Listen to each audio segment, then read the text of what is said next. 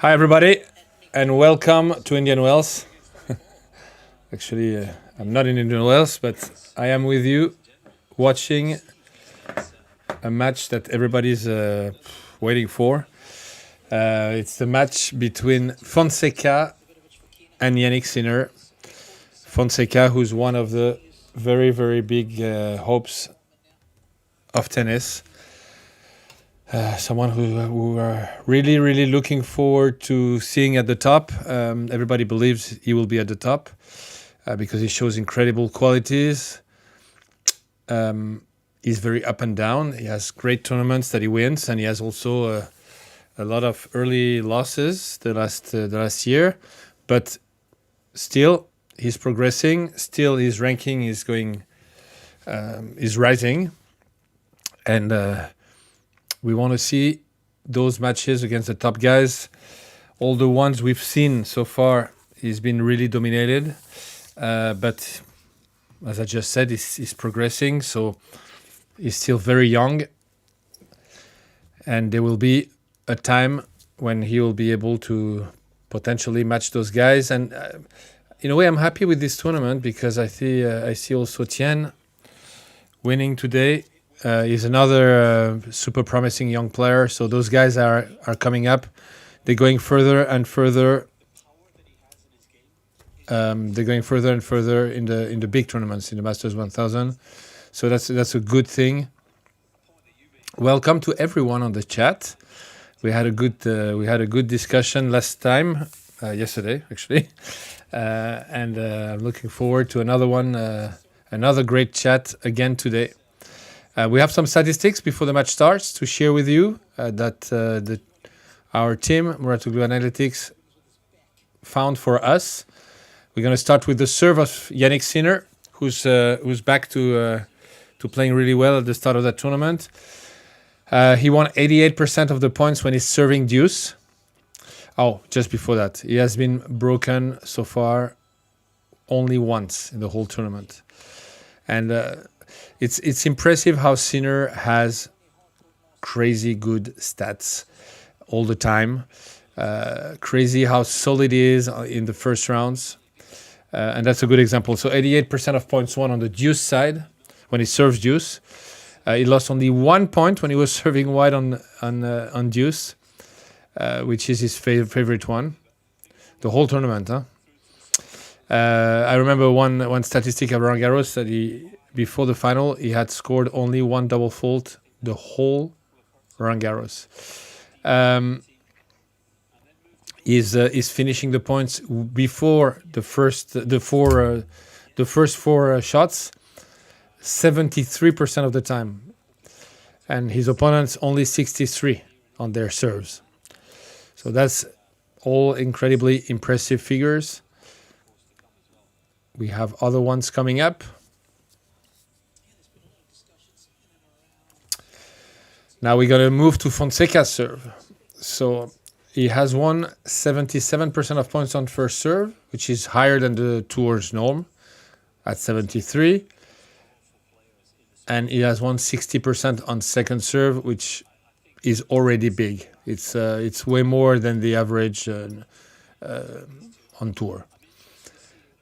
He has won also 86% of his service games. The only thing that is not so positive is when he has to face breakpoints on his serve. Then his percentage drops to 44%.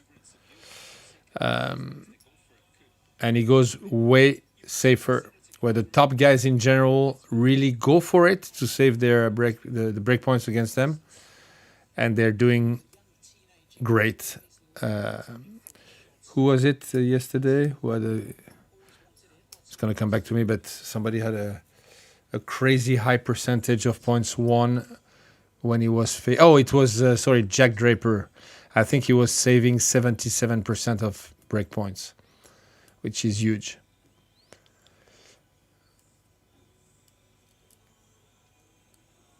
Now we're going to look at the matchup between those two guys. So it's going to be, of course, a battle from the baseline too.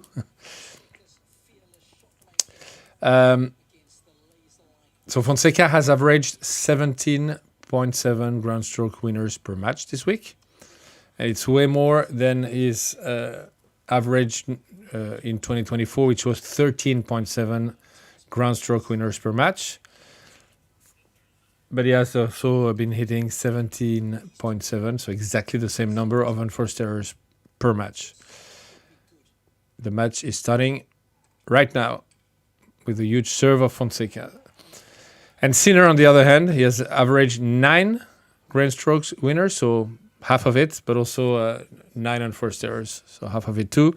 And this shows really the game style of Sinner, who's really a player who's basically killing the opponents with taking the ball crazy early, imposing a very, very high pace and not missing much. I mean, 9 errors per match, it's really, really low. And that's I would say, one of his biggest qualities, to be able to hit the ball really hard with big margins, with a very low percentage of unforced errors. Very good service game so far from Fonseca. 40 love, 3 first serves. Only 1 came back, and Fonseca hit a winner. Finally, I don't know if it's finally, by the way, Sinner's net game now. Just want to see that point. Yeah. Power of Fonseca's forehand winner. Didn't drop one single point on his serve. So Sinner has been coming to the net 6% more this week compared to 2025. We know that Yannick is trying to add things to his game. He thinks that he needs to progress because he thinks that Alcaraz is also progressing, so he adds more things. And this is something he has started last year, but he's doing it more and more. Come to the net to finish up the points. And he's won 83% of the points when he came to the net this year.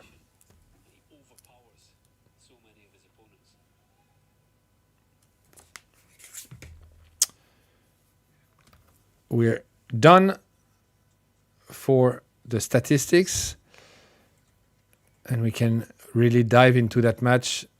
That again is the big match of the day. It's the first match actually of the night session, and it's gonna, it's a battle that everybody was hoping to happen, and I'm sure that the stadium is going to be full. Not only because Sinner is playing, but also because Fonseca is playing. And as we know, there are so many Brazilian fans that follow Fonseca all over the world.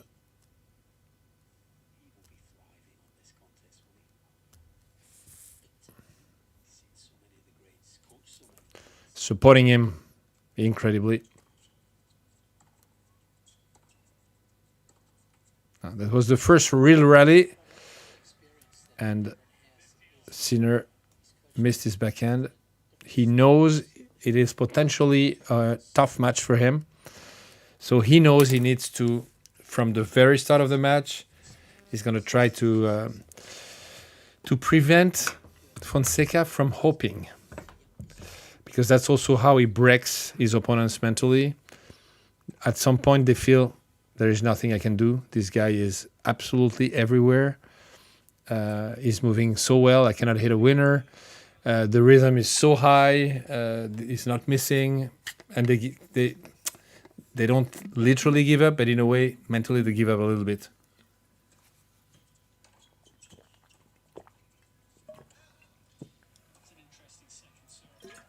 Yeah, and that's a second unforced error.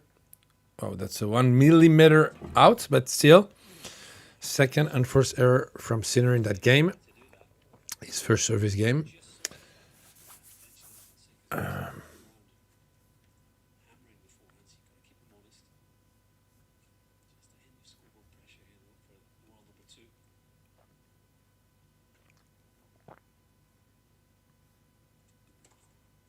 Oh, good reaction.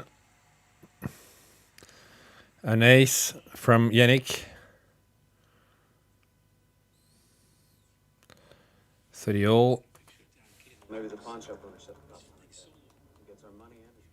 And this is what we call the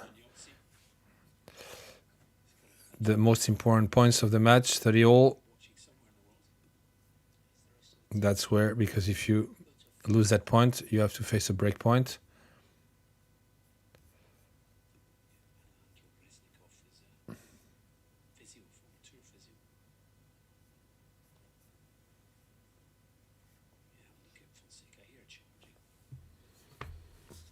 Second serve.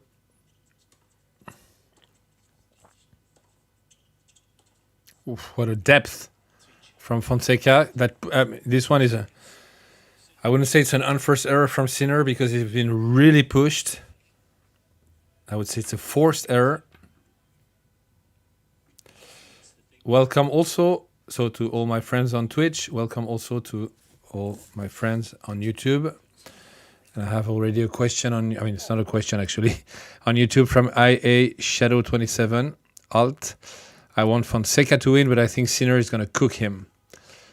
Well, that's what most of the people would think, especially because so far, again, Fonseca hasn't been doing really well against the top guys. But as I said also, let's see, because he's still progressing. And that was the first break point of the match in the first game already. But Yannick saved it.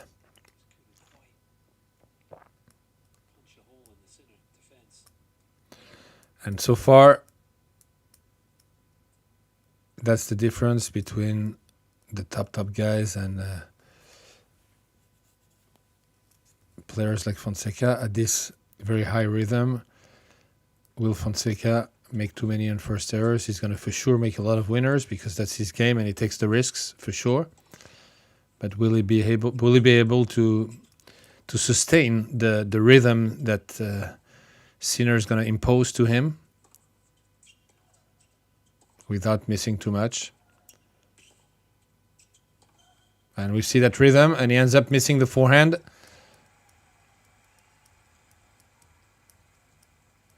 Two forehand missed on the last 2 points. And we'll see also if Fonseca is able to physically handle it, because when you play Sinner and he imposes that rhythm and those rallies moving the players here, there, at a very high pace, physically it's extremely demanding, and nobody's used to that because I don't think there is anybody playing as fast as him and Alcaraz without missing. And imposing that physical battle.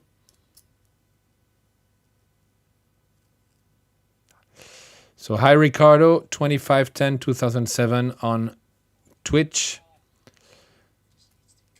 Which is better, to serve, to start with serving or receiving? Hi Nerad, F4 also. Well, I don't think there is a rule. I think it's better to serve because you are leading. So. But, some players are better at leading. Some players are better at, catching up. So it depends really on your mindset. And some players don't want to serve first because they feel that they're not fully warm and they don't want to get broken first game because they need a bit of time to get into the match. So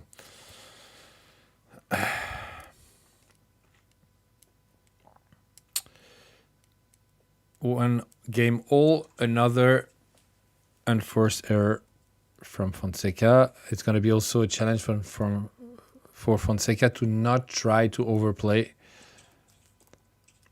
And you can be tempted to. Another enforced error. You can be tempted to because when you play guys who don't miss and move everywhere and make you suffer physically, you can try to shorten the rallies. Go for winners too early in the rally, go too close to the line because you think if I take too much margin, the guy is gonna hit the ball back and I want to hit a winner.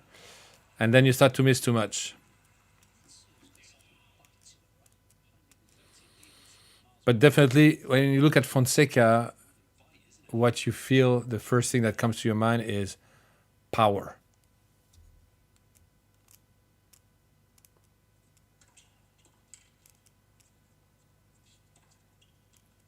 Look at that. So much power. So it's going to be a challenge for him to take his time because he needs to fully recover between the rallies. Have a lot of intention of play without overplaying. And stay calm, and his percentage of first serve will be also a big key in that match. That's a very smart serve. Mixing full power and some kick out wide is very smart because for the returner it's very difficult to know what to do. Actually, Alcaraz was doing this a lot before. He's doing it less and less, but it used to be difficult to return also because of this. And so far, Fonseca is serving incredible. I don't have the stats, but wow. Let me see. I'm going to take the stats too.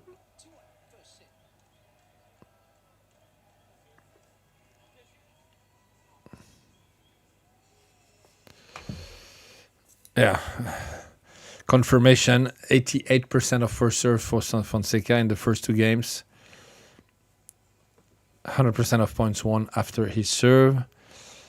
Where for Sinner, it's only 38% of first serves. And he wins almost the same on first and second serve, which means that when there is a rally and Fonseca doesn't have the lead thanks to his serve, he's losing way more points than winning some. So that's why his serve is going to be such a key. It's warm in that office. Nerad F4. Fonseca looking good early. I cannot read. Early. I'm getting excited about this match tonight. Me too. I think it's a very solid start from Fonseca. I hope it can maintain that, and we're going to have an amazing match. Just for those who don't know or who are waking up for that match, Tien beat Davidovich Fokina 7-6 in the third, saving too much points at 5-4 in the third.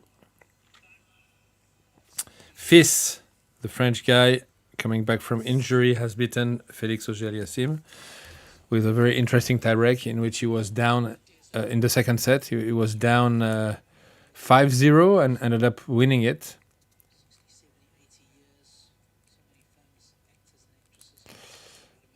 Stefaru, welcome. So you're saying that Sinner struggled with his first service game today and lost the one in the last match.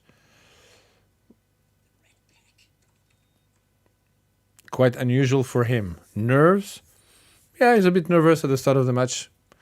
Clearly, he fears Fonseca, and it's normal, but I don't think he's going to last. I think he's going to get his rhythm.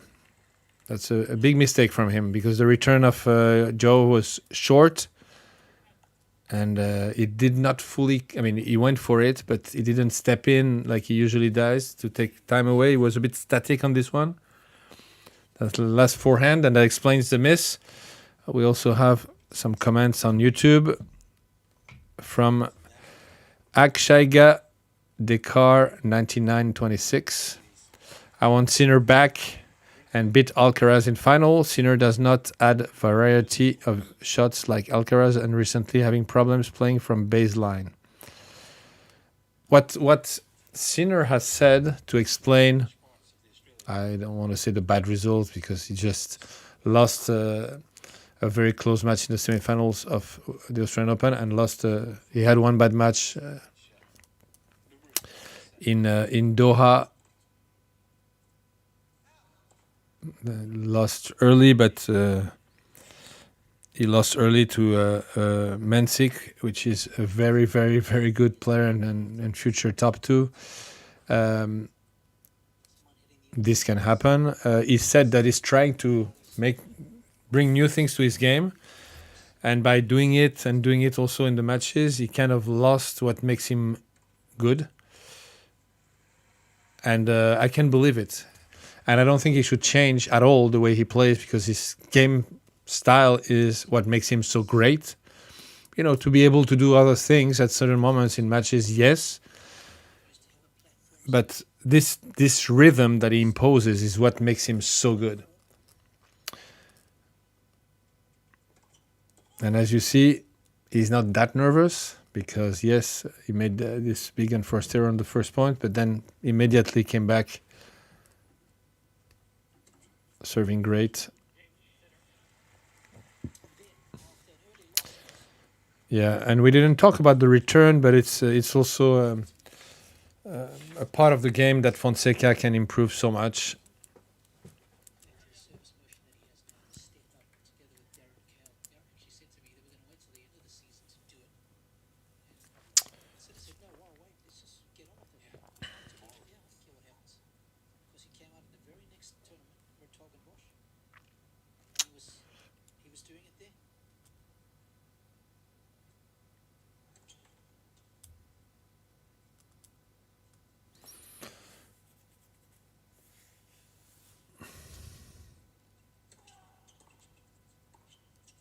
Wow, what a return from Sinner, incredibly... because the second serve of Fonseca was really good. He put immediately pressure on him, playing really fast and deep center, and then took control of the rally.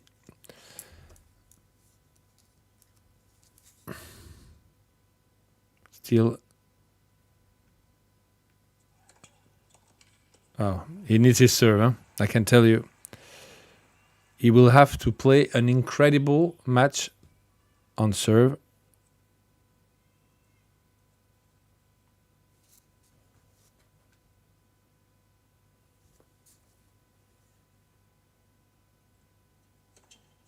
Wow, serve body, very smart to mix like this,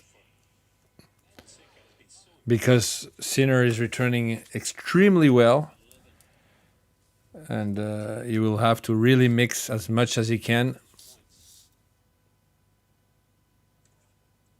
Oh, that's so good again.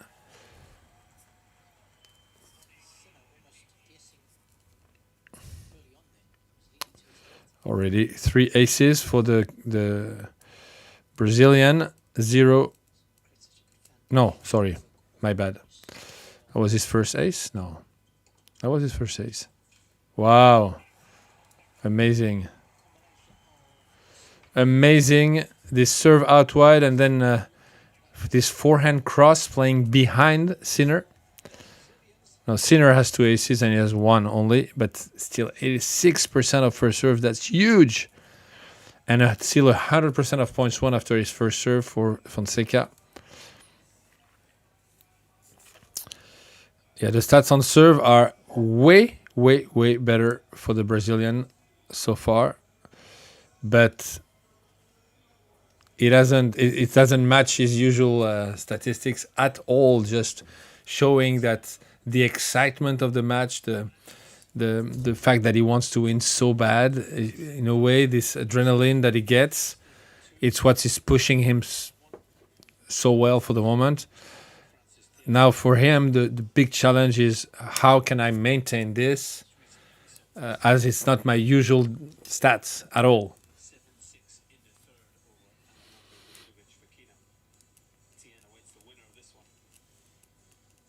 Yeah, Joe's so confident, impressive. He is confident now. And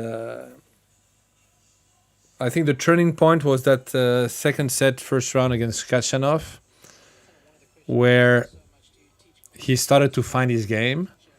Because in the first set, he was not doing great. He was going for winners too early, missing a lot, in a way refusing to rally. And then when he started to really accept to rally more, he really found his game, and that's the turning point so far of this tournament. And he gained confidence from this win for sure. And then he played an amazing match against Tommy Paul. Sinner to serve. And he starts with an ace. His third ace already. That's the famous slice out wide on the deuce side that gives him so many points, direct or indirect, with another shot a second shot after that. Famous serve +1. And again, serve out wide, but on the outside this time. I don't remember seeing a Sinner nervous, making a lot of mistakes for a long time. I see him often nervous at the start of the match, but never lasts long. Already he's really into the match now.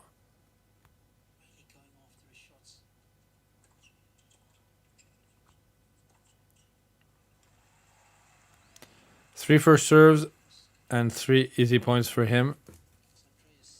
His percentage of first serve now is rising.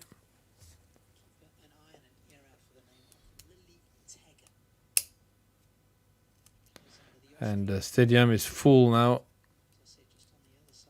And what we can say is Fonseca is probably on the men's side the player who has the most support, because there are Brazilian fans everywhere in the world and they are crazy supportive and very loud. And I think it's amazing for him.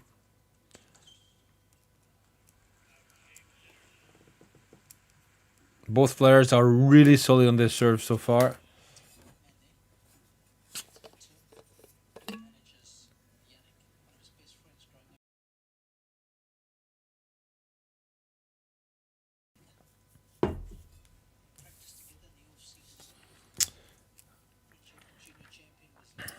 And then there will be a last match to finish up the day. It's Tiafoe against Zverev.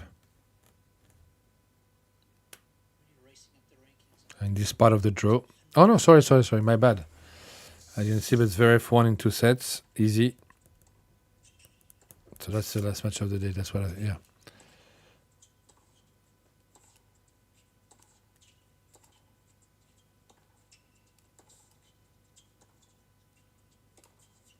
Yes, you're right, Nerad, the F4. Same for Ella, yeah. On the women's side, same. The player with the most support by far. So we know already on that part of the draw, the quarterfinals, is going to be Arthur Fils against Zverev and Tien against the winner of this match. Yeah. What a return. Wow. Great angle found by Fonseca. And if you want to know all the results, for those who don't know, Gibson, the qualifier, beat Paolini. Sabalenka beat Osaka 6-2, 6-4. Gibson won 6-1 in the third. See this point.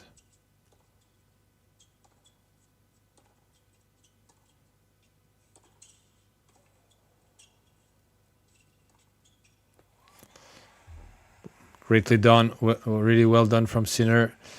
And there is a last match at the moment, women's match. Super exciting too, between Anisimova and Victoria Mboko. Another young player. And it's Gibson's first top 10 win.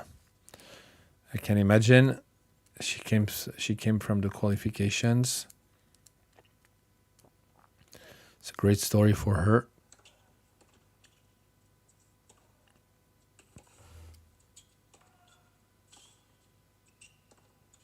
You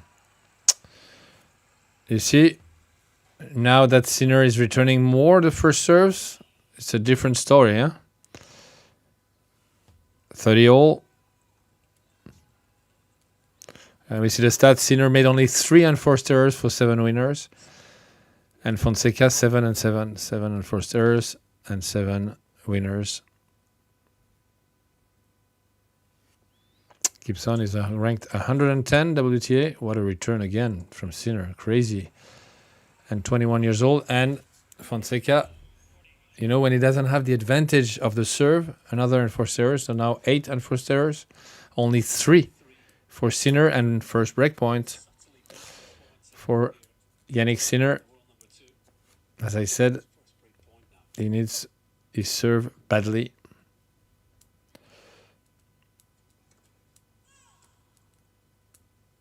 And he still didn't win a point on second, Joe, and it's going to be a second serve now. Oof, really went for it. Oh yeah, great job. Big second serve, and he really went for it on that forehand. So why can't you watch both men and women's matches near at the F4? Why not? You can, no? Oh, because it's at the same time. That's what you mean, yeah. I'm going to do it. I'm going to open my second screen.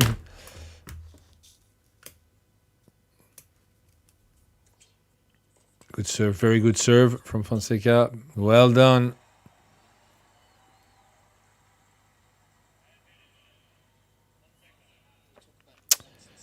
It's the first game for Fonseca in which he lost points on his first serve, and he actually lost 3 because Sinner started to return way better and way deeper. Wow. And an ace. Well done. You know, great job the way he has been able to raise his level on the big points in that game.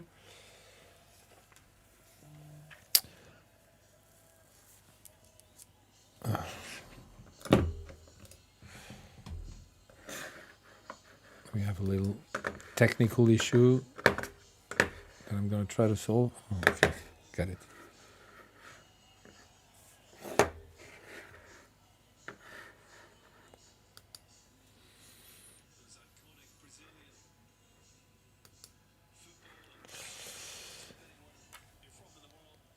You have only one TV? Yeah, me too, but I have also a computer. So, Ricardo, Jad, I cannot do the end of this, your name, sorry, SJSH, it's not for me. Welcome on the chat. I don't see Sinner losing with Fonseca. Anyway, if Fonseca keeps serving like that, the sets are going to be very close. Everything is possible in tennis. And at some point, there will be a time when Fonseca will win. Maybe only once, but at some point, he will be ready. The question is he ready yet, or does he need more time to be ready to match the level of those guys? Or will he never be ready? That's the question. We have 3 young guys really coming up that are very interesting. I'm talking about very young. We have Fonseca, we have Tien, and Mensik. And he's not as young, but Arthur Fils, the French guy, is really good too.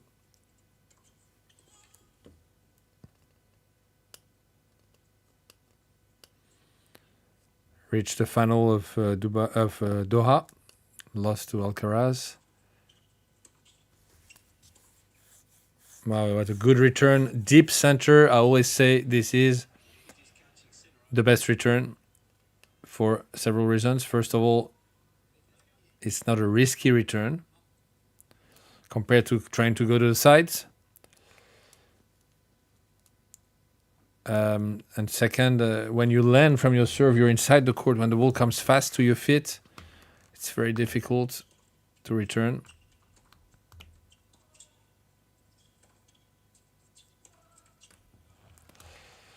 That's a big mistake. And again, it's a mistake because it's not the right choice. You know, you are behind the baseline, move to the side, go for the winner down the line there. I mean, it's a big risk. So the game, the shot selection is something also that Joe will have to improve.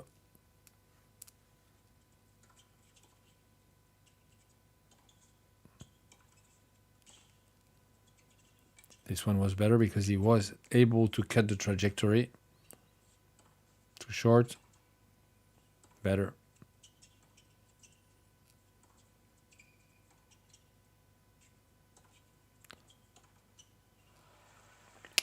Yeah, and sometimes he gets impatient, like on this last backhand. Why you get impatient? You don't have the ball to go for it? One more.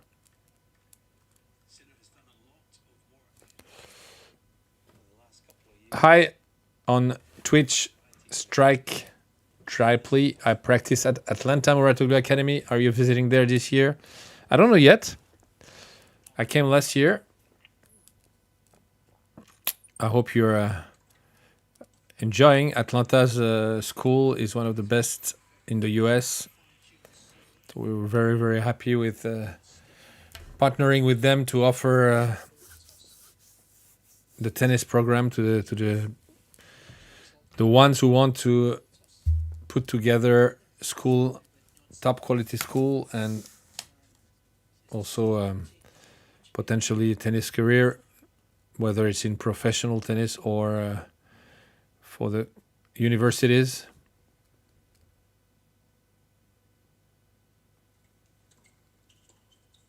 Good return. The famous variation of Sinner that he's working on for a long time, the drop shot. That's true that this is a big asset now that he didn't have before. He's using the drop shot way more.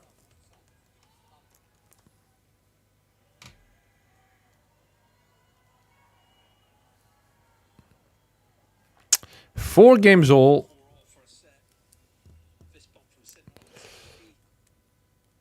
And there are two big differences between the statistics of those two guys. The percentage of first serve, which was way, way, way higher for Joe. And the percentage of points won on second serve, which is way higher for Sinner. Too good. Hi, Misek. And welcome to the chat. And between Mboko and Anisimova, 3 games all in that first set. And now 4-3 for Mboko, who just was able to win her serve. It was a tough one. Tough service game.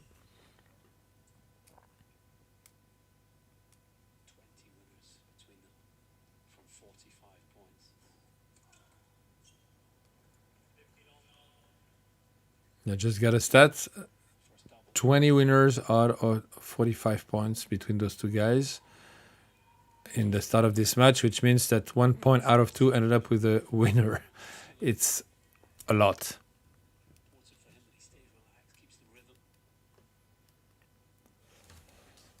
$15-all. Wow, another ace.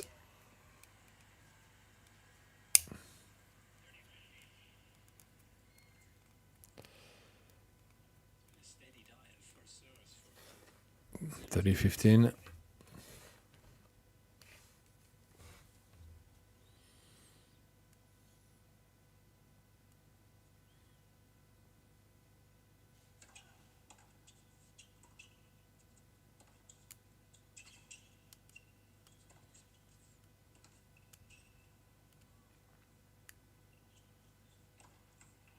Yeah.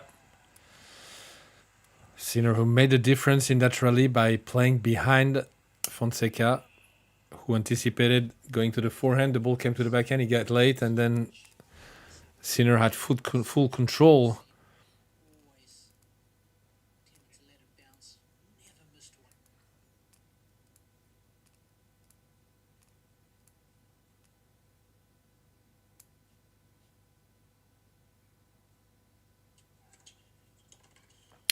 That's a great serve at 30-all to be able to hit that slice winner serve.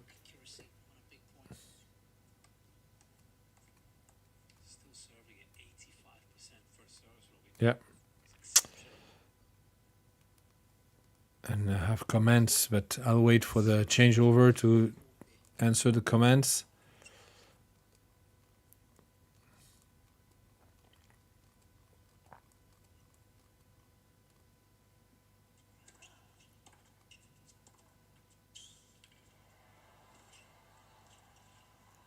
Wow. That's so good. This volley from Sinner is really impressive. I think Sinner is way better at the net than people think he is. Big pressure from the return from Sinner, and then at the net, the way he moved forward so smoothly on that volley, that was not that easy. Back to deuce. 4-all. Fonseca is really under pressure now in that set. That can be the turning point. Yeah, good return from Sinner, very deep. Danger, bit short that backhand, and that's it. And the movement also, you can see that when he's moved at a fast pace, Fonseca is often breaking, which is something that doesn't happen to Sinner and Alcaraz. And break point again, probably at the most important moment at 4-all. He needs his serve because on second serve so far, he doesn't have it. He's 20. Yes, only 1 point in that whole first set on his second serve, Fonseca, and it was on a break point and the second serve again. Oh, what a risk! What a risk on second serve! Wow! Not only the pace of that second serve, but also so close to the line. So Fonseca won only 2 points on second serve this whole set, and that was both on break point. But the first serve is breaking completely in that game, and that explains why he's struggling that much. Deuce. Wow, what a second again, what a risk. And still. Ooh, he's lucky. He's lucky because this backhand down the line of Sinner was great. He took the ball very early, very close, just a little bit out.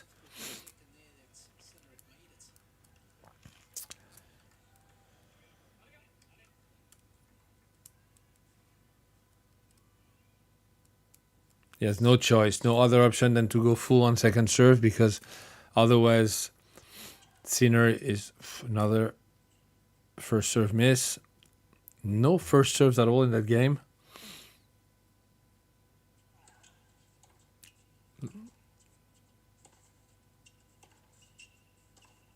Ooh. He saved his service game without first serves. Good job, because now he's now he's at 50% of point one on second. But you know, on the money time, on the big moments, and he went for it full because he knows that if he doesn't anyway, Sinner's going to be on top of him. He's going to be aggressive. He's going to control the rally, and he's going to lose the point. So I mean, it's quite obvious in the match, because of his movement, Fonseca's movement, that is not as good as Sinner's. He has to control the rally. Whenever he does control the rally, he wins most of the points because of his power and his ability to hit winners. When he doesn't dominate the rally, he's going to lose most of the points. That's why he was a bit lucky that, that Sinner missed that forehand down the line, because he was really far in terms of distance. Okay, let's look at what you guys are saying on Twitch. Wow, Nirad D4. We're going to get a tiebreak in first set. We'll see. But yes, it's taking that direction, and I hope for it. Stefaru said, talking about Mboko, saying, do different nations have distinct tennis players playing styles? Absolutely. And is it a coincidence that so many Canadian players are doing well lately? So yes, talking about the game styles, 5-3 Mboko, by the way.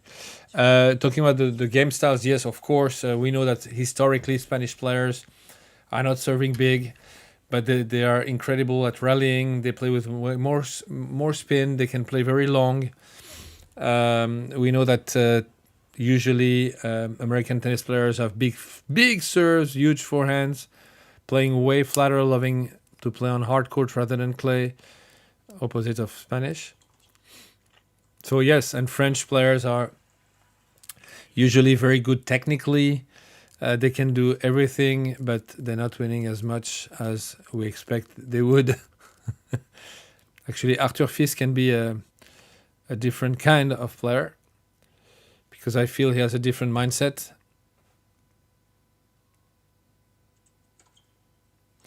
And it's not a coincidence if Canadian tennis is doing so well. They've made a big effort to develop tennis in that country. The first generation was Raonic and a few other guys, and now we have Felix, we have Diallo, we have Shapovalov on the men's side, and we have a potential future number one with Victoria Mboko.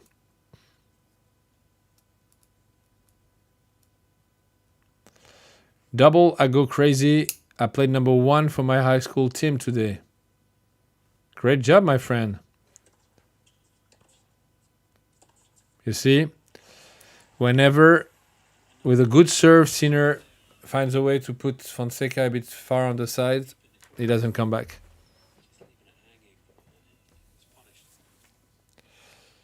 Five 4 now for Mboko, but she's going to serve for the first set after the changeover. For the love.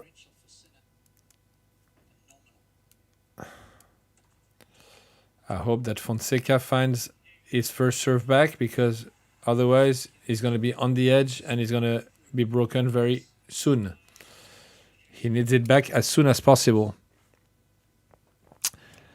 I have also a question on YouTube from Lemisius. Hi, Patrick. I upgrade my tennis watching your videos. Thank you. And I thank you too for watching them. Can Fonseca steal the rhythm during the match? You mean, can he maintain the rhythm? He needs his first serve. If not, this is not going to happen. And so far, I don't know what happened, but it suddenly completely broke. He had more than 90% of first serves, and now he's down to 75. Just in the last game. But again, a crazy second serve from Fonseca.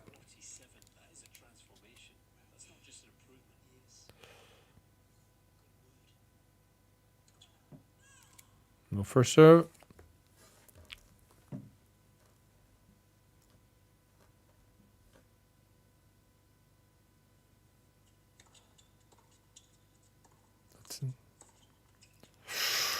Unusual mistake from Sinner. Now he's down to 71% of first serves. Wow. That's crazy. The good news for him is that he's winning way more points on second serve, thanks to the quality of his second serve and the risk taken, but with success so far.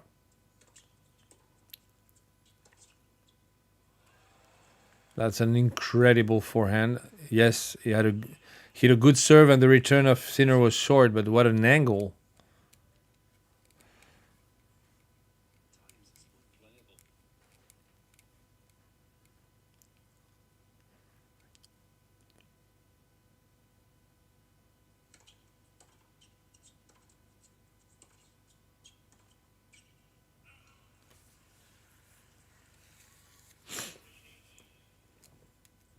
Nerad Julian K. Tennis is asking, do you think hitting only first serve like crazy, even on second serve, could be a good idea for Fonseca today? If he does so, he's going to hit a lot of double fault. I think he has to find a balance.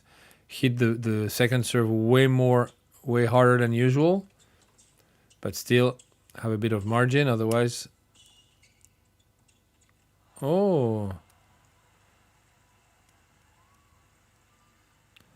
that was well played from Fonseca.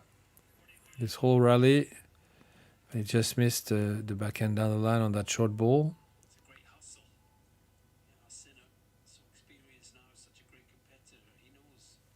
It was a bit he was very close to the bounce. It was almost a half volley, 40-30. Be careful. You want to at least push Sinner to the tiebreak, so he needs to win this game. Ooh, sad. That would have been an ace, but it hit the net.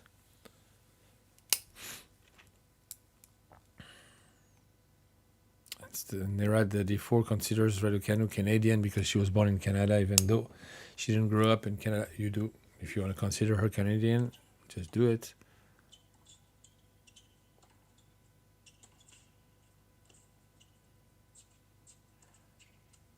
Very well played from Fonseca, who also played behind Sinner, and it's something that is paying off.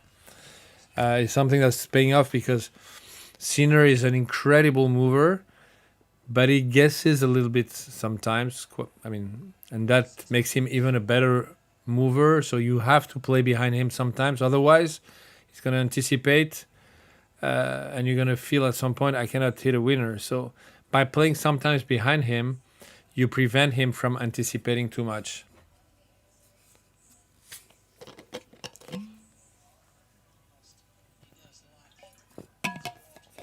First set for Mboko. Huh? This player is really amazing. How fast she progresses in the rankings. That's crazy.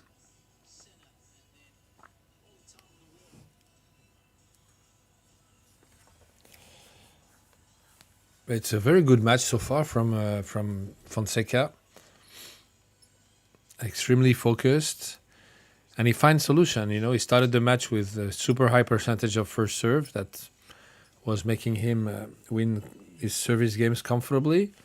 He was not great on winning points on second serve. Actually, he was at 0% for quite a while. But when he started to lose his first serve percentage, he found solutions and he started to win a lot of points on second serves because Mboko didn't win yet. She won the first set 6-4.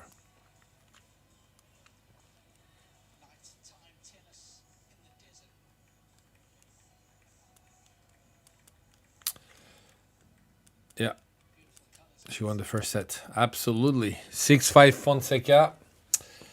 And Sinner is going to try to win his serve and have the chance to play a tiebreak in that first set. Oh la la. Big mistake from Sinner, who had a contact point Sinner, Fonseca. Way too much behind, and the ball escaped completely to the side. 15 love.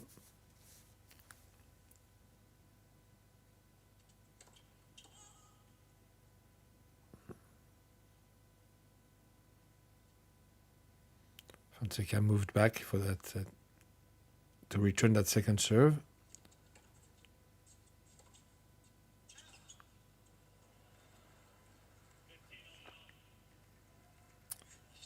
One of the few mistakes and a very close one.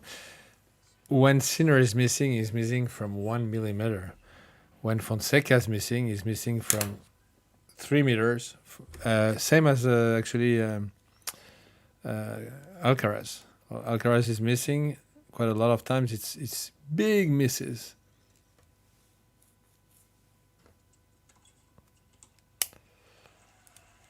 And an ace. That's something really impressive from Sinner. When he makes a mistake, he has a reaction, an immediate reaction.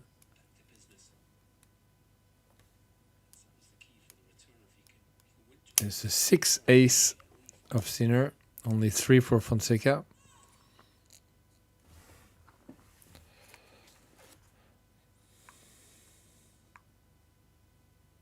Fonseca again further back to return second and first. And what a return. So much power with his forehand.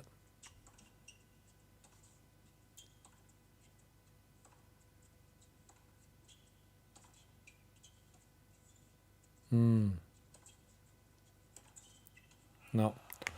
Get impatient on this one again. And that's for sure something that Sinner noticed. If I can prevent him from attacking me maybe 3 times, 4 times, he's going to go for a crazy shot. He's going to miss.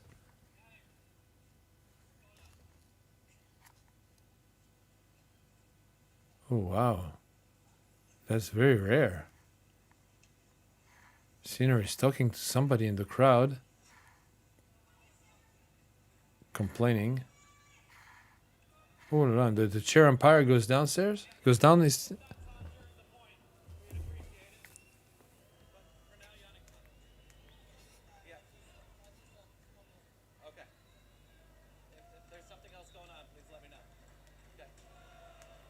That's crazy. I've never seen Sinner complain directly to the person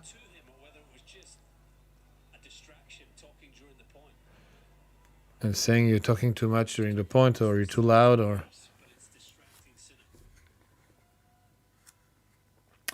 shows a bit of nervousness from Yannick.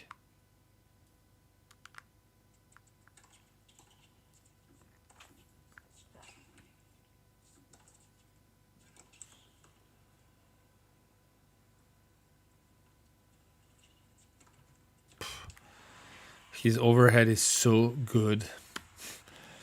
His and Alcaraz, when you see the ball go up, you just know the point is finished. Even this one was deep. But okay, here we are. Tiebreak. Let's see how those two guys are going to handle that moment. We know how Yannick is going to handle it, but let's see how Fonseca does and if he can push him. Starts with a very good serve. If his first serve is back, that's going to be interesting. 1-0, Joe Fonseca. It's been a robust performance from Fonseca. I was impressed with the start he made, but he hasn't relented. That's always the question, right? Can these youngsters have the level to live with these guys for long periods of time?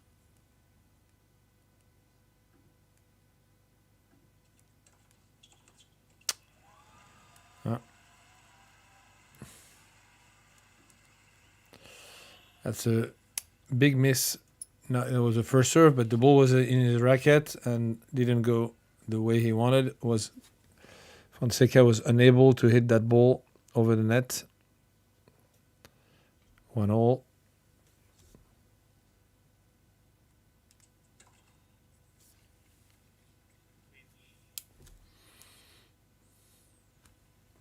Yeah, Nerad D4, Nerad F4. Sorry, you were right. We have the tiebreak.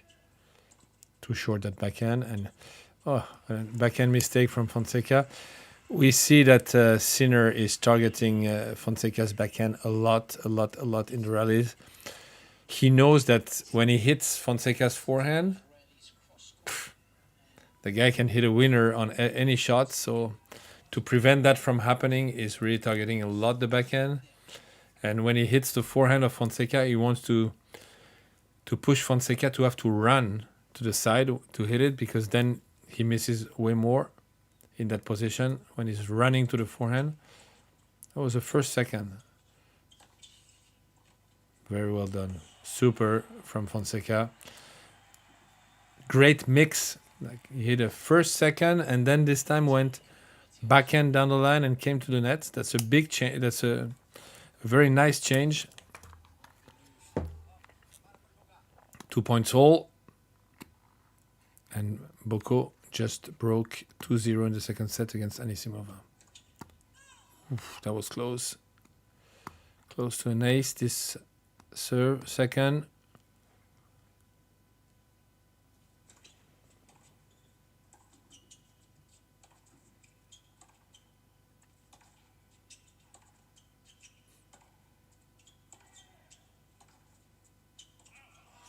That was interesting. As you can see, so as I said, Sinner is targeting Fonseca's backhand a lot, and Fonseca goes down the line, backhand, because he wants the ball to come back to his forehand. He wants to push Sinner to play cross. And when Sinner finally decided to accept to play cross to Fonseca's forehand, then he got a forehand cross court really strong. And he pushed him to miss. 3-2 Fonseca.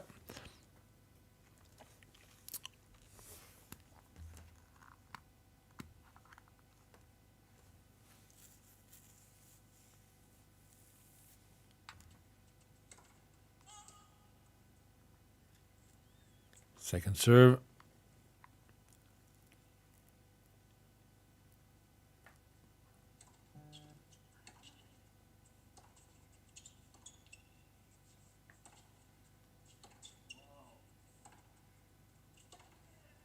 What a forehand.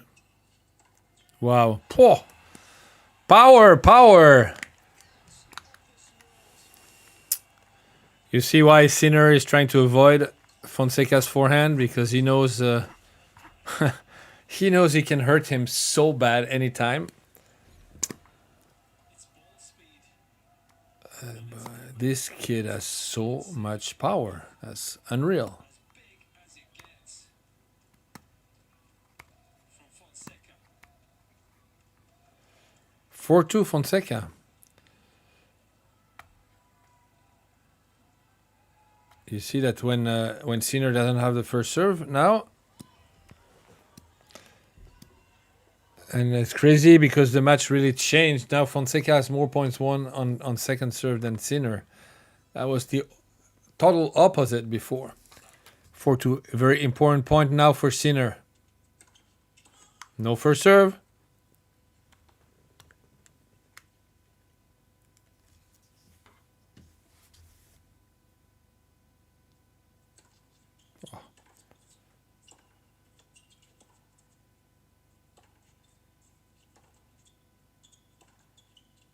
Oh, that's a big miss.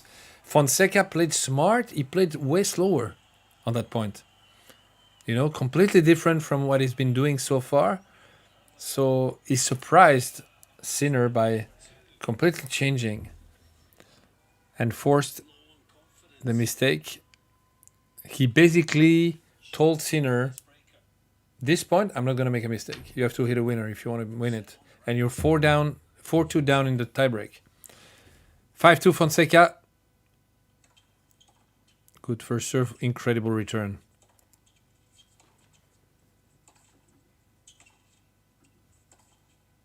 Oh, what an angle. What a drop. Oh, half volley, incredible.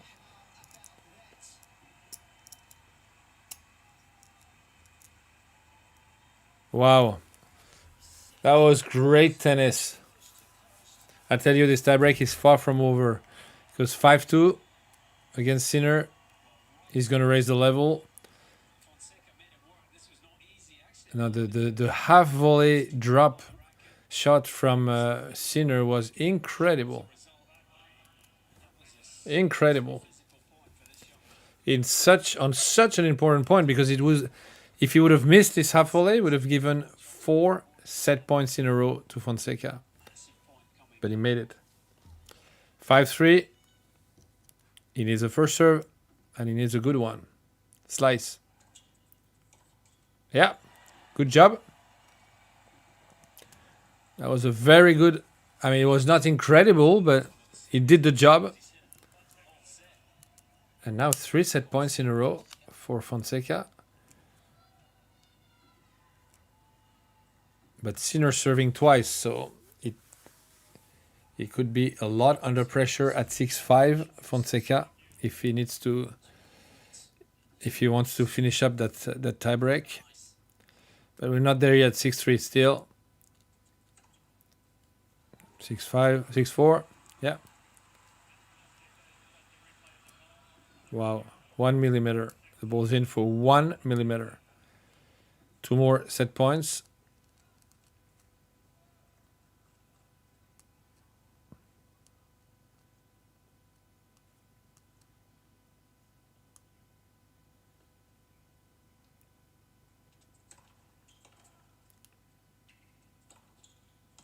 Here we go. 6-5.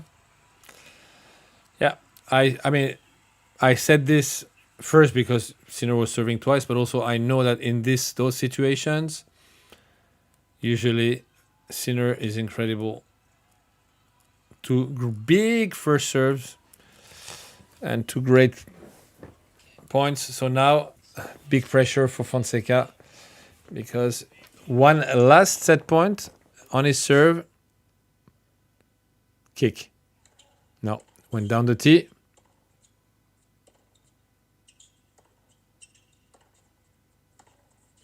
Yeah. And he rushed. He misses quite a lot of those ones. When you go fast on his forehand, he misses. And no more set points I told you this tiebreak is far from being over. A few points ago. That's a good spot. Take a bit of extra time here. Just get the legs and the lungs back on. Victoria Mboko is 3-1 up in the second set after winning the first against Anisimova. Still, this first set hangs in the balance. 6-all. Slow slider wide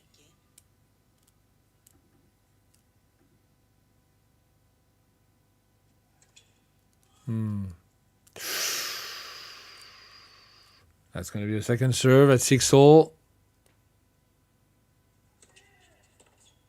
Boom! Return winner from Sinner.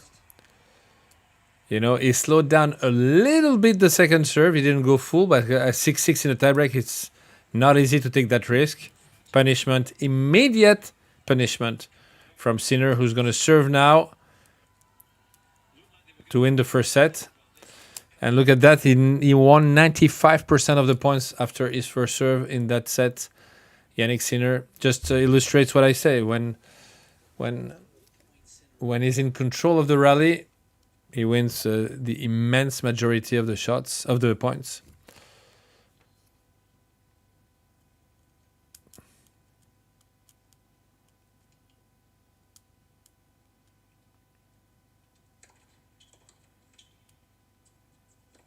And boom, 8-6 in the tiebreak from 3-6 to 8-6.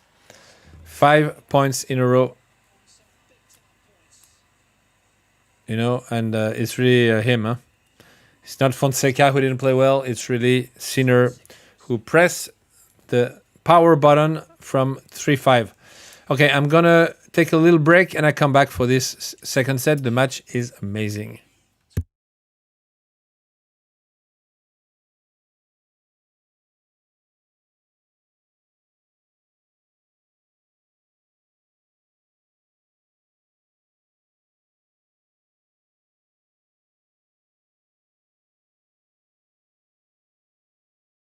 Can't underestimate Sinner. That would be a mistake. This record of Carlos having already 7 Grand Slams, being that young, it's unique in the history. When he was 22, Rafa had 4, Roger had 1, and Novak had 1, Australia. So just to say how impressive that is. The fact that he won the last 2 also sends a message, but we have to be careful, even though Sinner lost 2 surprising matches, let's say it, because against Novak he was used to winning, won the last 5 before losing this one in the semis of the Australian Open, and then lost Mensik in Doha. He's there, he's playing an incredible level. You can't count him out. They're sharing the Grand Slams for the last 2 years. I think in terms of level, they're still close. This Roland Garros, he had to face two match points against Yannick. 1 point would have made a big difference. Yannick would have won 3 Grand Slams and Carlos only won last year. The real question is, with the winning streak that he has at the moment, can Alcaraz go to even a higher level? And this higher level, would it be high enough so that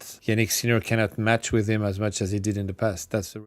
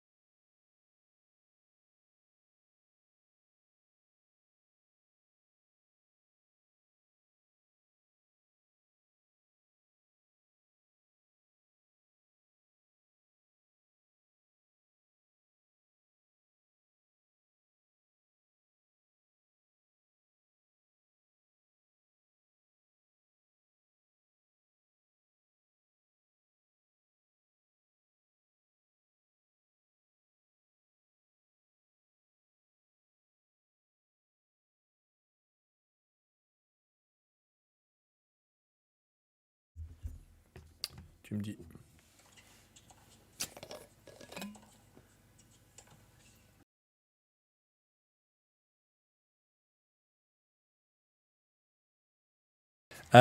Water. With my water drop. Well, that's a tough one for Fonseca because he cannot play better. He probably plays the best match he's played against one of the two best players in the world, and he lost the sets. So psychologically, this is really tough.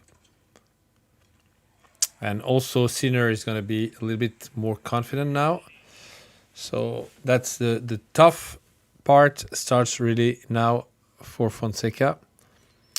And also, he lost the quality of his first serve. That was unbelievable from the first part, for the first part of the first set. And now, he doesn't make that many points with his first serve anymore. Just for tomorrow, the program is out. And we have first match night session like today. We have a great match. Novak Djokovic against Jack Draper. And that's the match I'm going to call tomorrow. So guys, be ready. It's the first big test for Novak in that tournament. And again, I like to see Novak being so focused in that tournament. Something he hasn't shown in Masters 1000 so far in 2025. So that's a good thing. And I read the F4 on Twitch. You're right. We had a similar, not as bad, but a similar scenario in the Arthur Fils match against Felix, because Felix was 5-0 up in the tiebreak in the second, and Fils won it. But it was all up to Fils. Because 5-0 for Felix, Fils was hitting only on first errors, first or second shot. And suddenly he locked in and he won the tiebreak.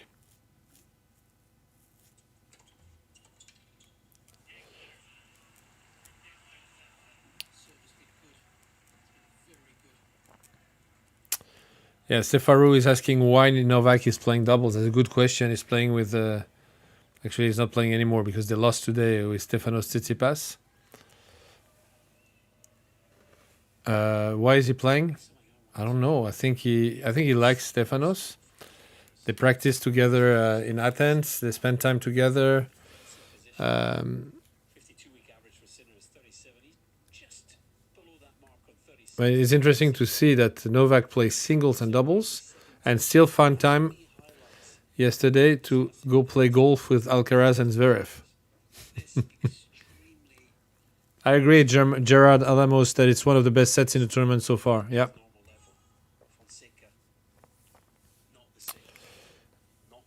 And on YouTube, Marcelo Barros 5729. Wait until the end of this point.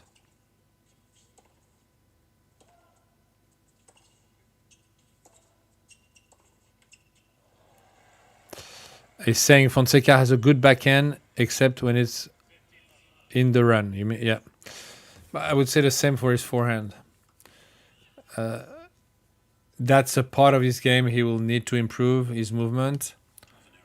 When he's able to reach the ball, being comfortable is so powerful and great. But when you're able to move him a bit more to the sides, this is when he's not as dangerous and he's missing way more.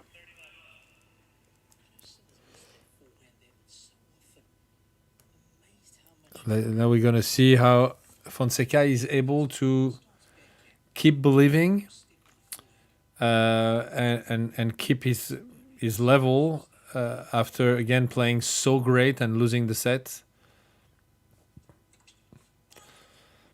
I mean, I've seen quite a lot of matches from him. I think in terms of level, that's the best first set he's ever played.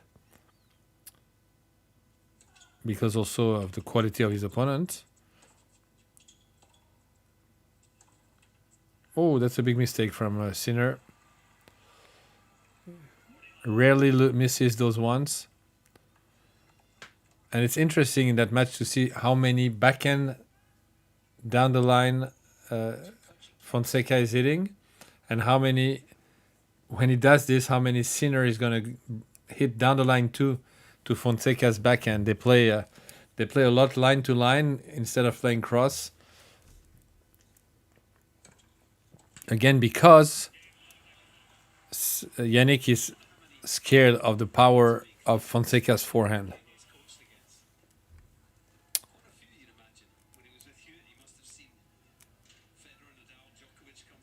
So, but that's a good news. This first game for me, the way Joe handled this first game after losing the first set is a good sign.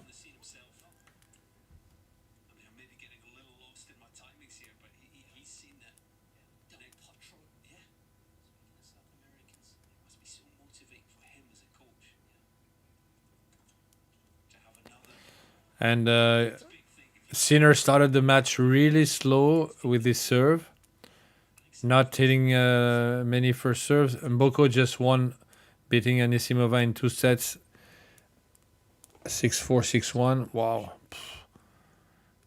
Who's going to stop Mboko? That's crazy. Question for you, Colvin, also for people at home. I'll ask it after this point. And now Sinner's serve is back and it makes a big difference.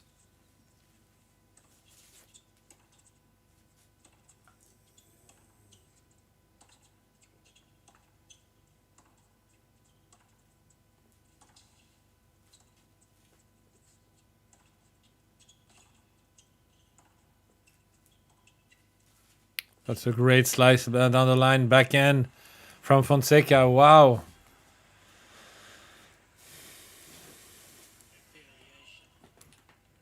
So easy on the eye. Yeah, that's a very good question from Cedric Rouquet Tennis.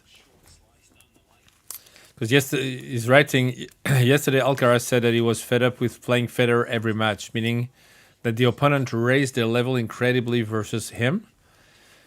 We can safely say that Fonseca is fitting this trend. Can you explain the dynamics behind this? Why in tennis you play so well versus great players and average rest of the time? That's totally right, and that's a very, very good question. Actually, Serena was telling me the same all the time. She was saying it's crazy how the girls play great when they play against me. And she was basically seeing this as a very positive sign. First, wow, they respect me. And second, as they play so well at every match they play against me, my opponents, it makes me progress all the time, which is great. Great way to see it. So here's the dynamics. When you play the best players, you have nothing to lose. You have no pressure. You have no expectations. All those things that will make you play a poor match, the pressure, the expectations, all these things are parasites, and they're parasiting your competitiveness and your efficiency. When you play the best guys, you don't have this, If I lose, it's normal, so I'm free. I can feel free to hit my shots, and I don't expect to win, so I'm relaxed. So that's why, and also the atmosphere, the ambience, their big course, crowd, babam. It also brings more adrenaline, and so less pressure, more adrenaline, and they play great. So we have the serve placements of Yannick's serve, and we see that he's first of all he's playing 84% close to the lines, 84% of his serves, and 74 on the outside, 84 on the deuce side.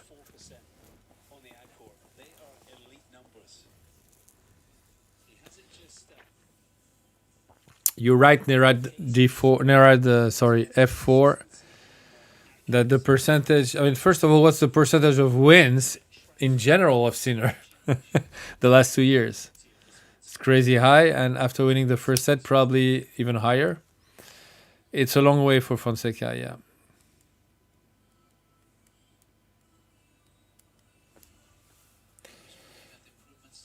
Especially after, I mean, especially with Sinner being able to play even a little bit better now because he's more loose, because he has everything to lose. He has expectations, etc., etc.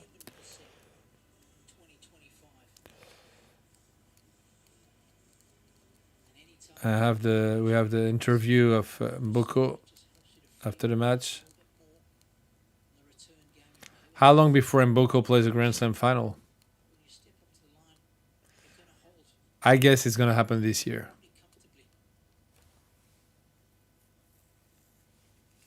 And it could be at the US Open, maybe before, but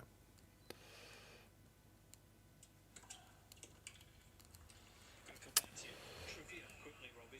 5 players younger than Sinner that beat Alcaraz, Menchik. Of the top youngsters that I can think of, I'm pretty sure are younger than Sinner. Luna? Yes.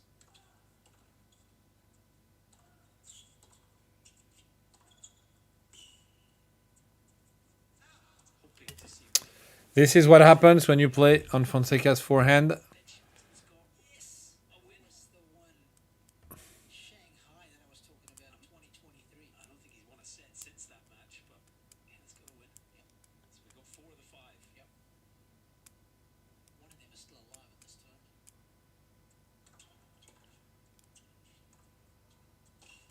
It's got to be Feast. No. And Fonseca's first serve quality is back. He's actually in a completed match. You got to walk over against him, but that doesn't count. And also, Did he win earlier today? it's really back. Collins just ripped out the draw from underneath his nose.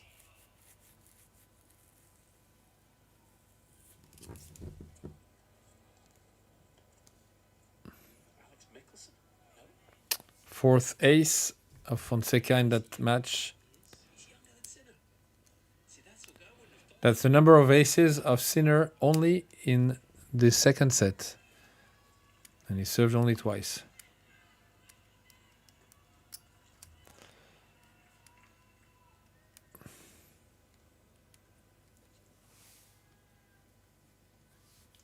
To all Sinner to serve. He's about 4 months younger. Fifth ace in that second set. Yannick in August. Jack at the 12 in total. It's a lot for Sinner. Only 4 for Fonseca. defending champion. Let's not forget that. Serve continues to fire for Yannick. Another ace. 6 ace in 2.5 service games. That's huge. Just pick and choose what information you want to input Huge. player's career. Just spits it out instantly.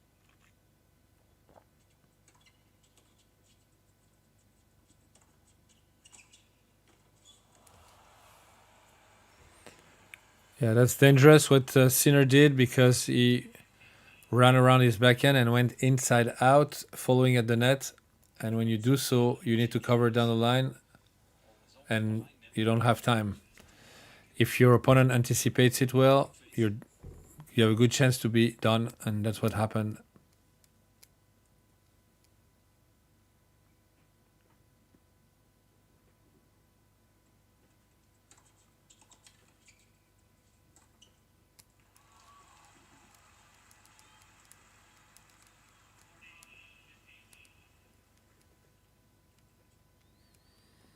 Great serve +1.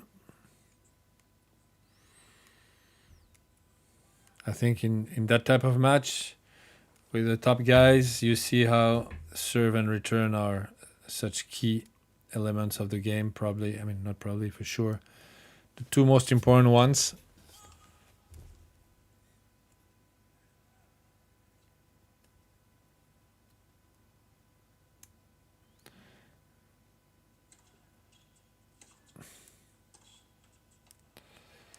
Because when the top players are on top of the rally, when they're dominating, when they're dictating, they win the immense majority of the points.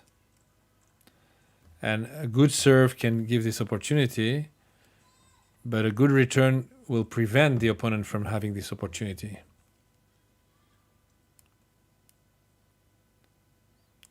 If I had to pick 3 most important things, I would say serve, return, and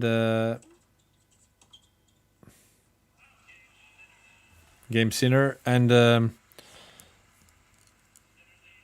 pressure points. So how you play on those points that will make the difference. That's the 3 things. If you master those 3, you're going to be difficult to beat. And if you're not good at one of those 3, you have a problem. And this is where you should focus to improve one of those 3. In any case. Work on serve, work on return, work on pressure points to be better. Pressure points is when you're down love 30, 15-30, when you're 30 all, when you're love 40, 15-40, deuce, 30-40, sorry, deuce, and advantage against you.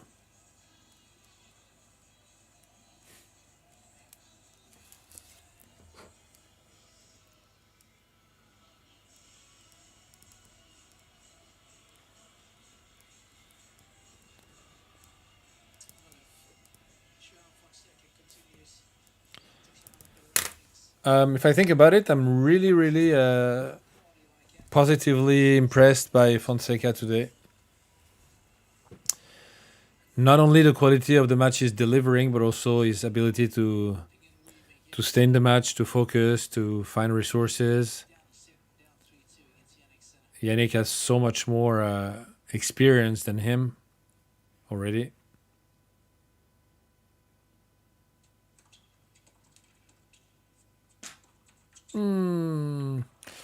Yeah, he missed that forehand inside out. He just was not fast enough moving up.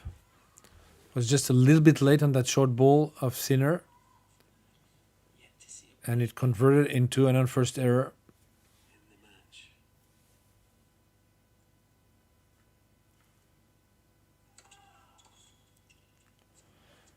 Oof, what a return. That's crazy. The serve was so amazing.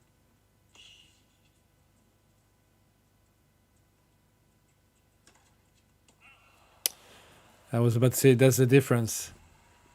Yannick would not have missed this overhead, even though the defense of Yannick was incredible.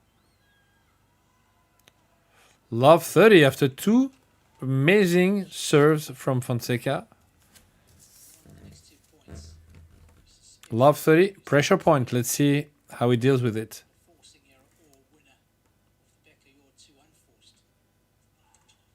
Oof. Serve was very far.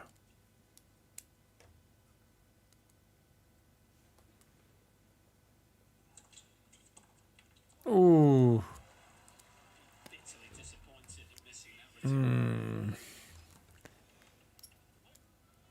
Not happy to have missed this opportunity on second serve at love 30. This point was so important. It would have given 3 consecutive breakpoints to Sinner. No first serve again. It's still pressure point. 15-30.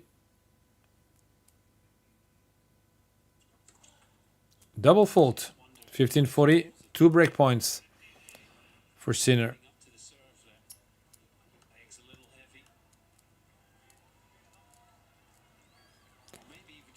If he gets broken now it's going to be not a long way to go to win that match. It's going to be almost a no chance against Sinner. Good first serve. Wow, what a return is amazing. Done.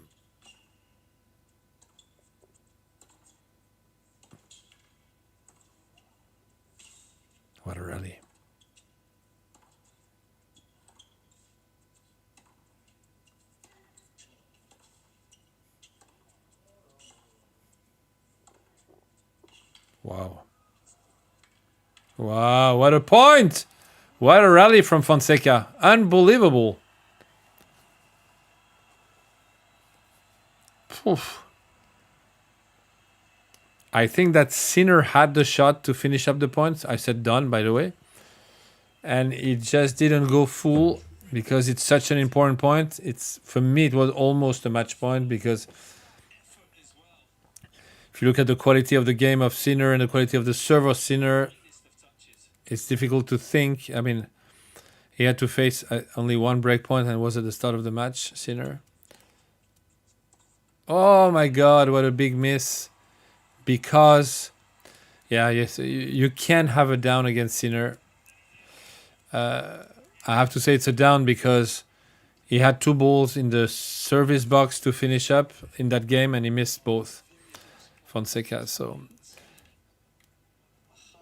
But you know, that's where Sinner Alcaraz push you so much. They put the bar so high and they're used to it. You're not. So you try, you race to, you even if you find a way to race to that level, how long are you going to stay there without dropping? And when you drop, boom, they catch you.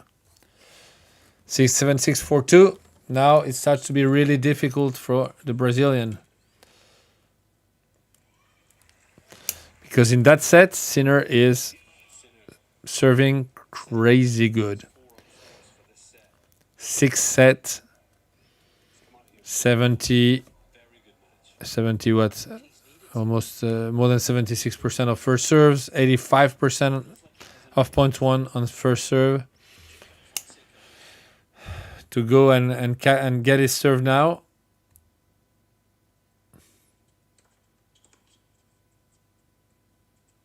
Oh, that's a big miss because he just had to put that drop shot in. It would have been winner because Fonseca didn't expect it at all and he was moving a bit backwards.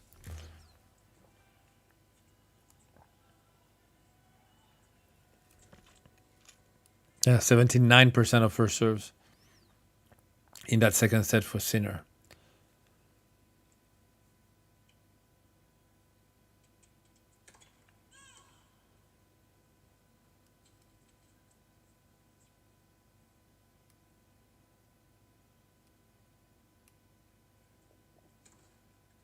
Oh, and a double fault. Wow.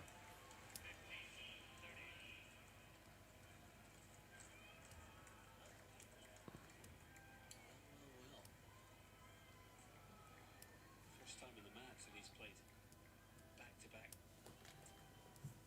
4 points on serve.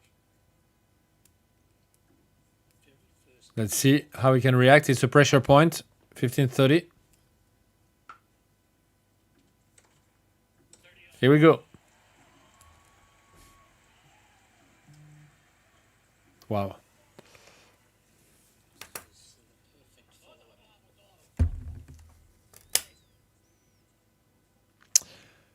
I have a stat for you guys. Who said that when he wins the first set, what's his percentage of wins for Sinner? We have the answer. He won 89% of his matches when he won the first set in his 255 pro matches. 89%. And in the last 52 weeks, he won 34 times and lost only once. It was against Bublik in Halle. So, just to say, pressure point. Let's see how he goes. Second serve.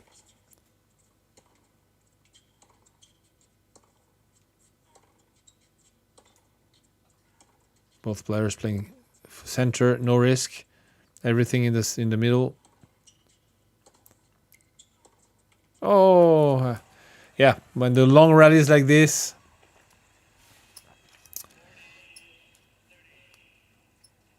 I think I would give an edge to Sinner, generally speaking.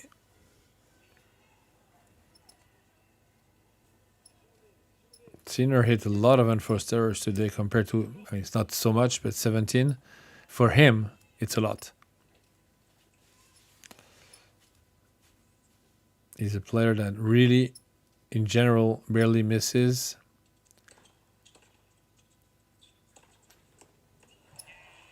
And 5-2 for Sinner. And that's also why he's great, you see. He slows down. He's now he's 15-30 down, and then boom. He's always, I mean, not always, but most of the time able to play great on the pressure points.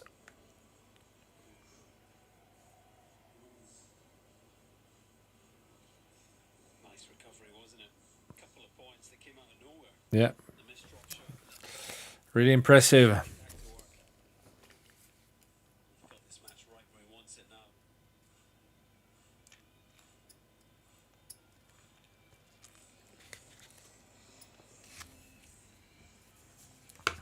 Sinner is one of those guys who is so balanced. I mean, all the top guys are balanced, of course. Alcaraz has a great backhand also, but Alcaraz has a way stronger forehand. Fonseca has a way stronger forehand. Zverev has a way stronger backhand. Fritz, way stronger forehand. I don't think you can say that he has a better shot. I mean, on both sides, Sinner can hit winners. Doesn't miss really more from one shot than the other one. He's dangerous on both sides. He's so balanced.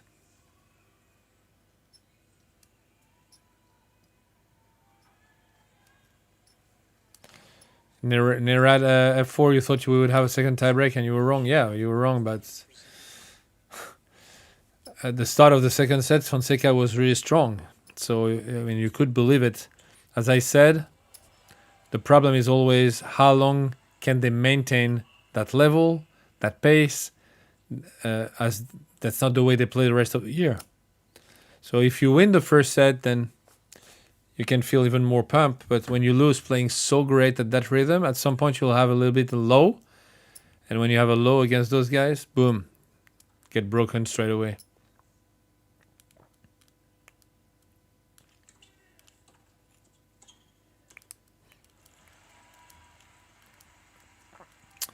Returned from Sinner a little bit short and got punished by Fonseca's forehand.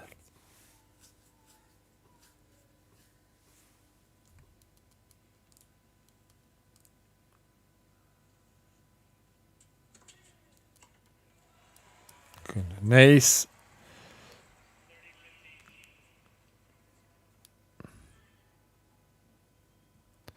Five aces in that match for Fonseca and 14 for Sinner.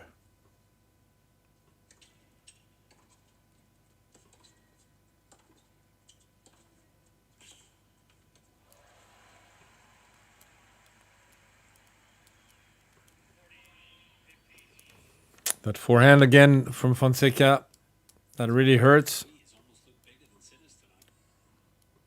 And that's saying something.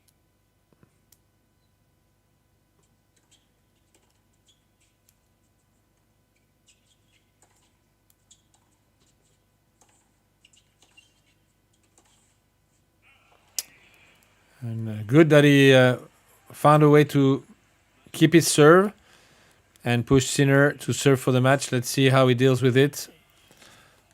He has a little bit of experience. He's not very emotional, but Sinner averaging 81 miles per hour on the forehand.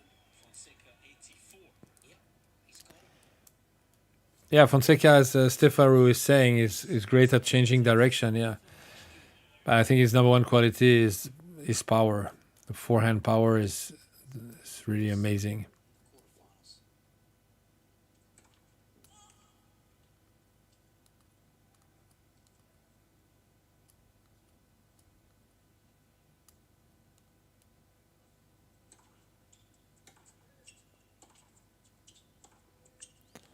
You see that Sinner is avoiding. Look at that. He plays only the backhand. Huh? Now he opens to the forehand. Let's see. And then he misses.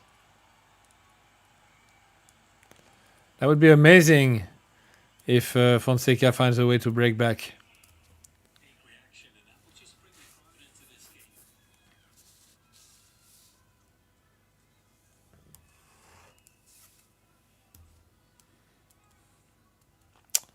Love 15. Fonseca is enjoying. Trust me, he's enjoying the moment like crazy. He didn't have a lot of those moments yet in his career. To be on the center court of Masters 1000 in a night session against the number 2 player in the world. What a return. The depth, and boom, the forehand. Amazing. The key in that rally was the return. So deep. Forced Sinner to slow down, and then he could take his forehand and go for it. Love 30. Pressure point. Let's see how Fonseca deals with it.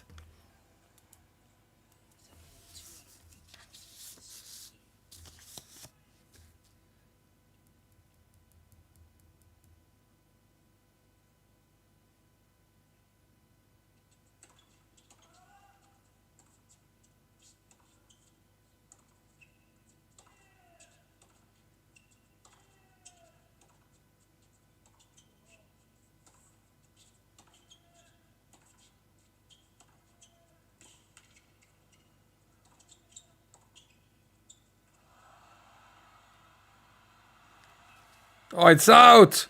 What a point! What a half volley from Fonseca. Unbelievable.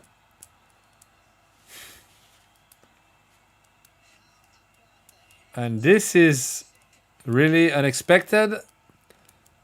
Sinner serving for the match.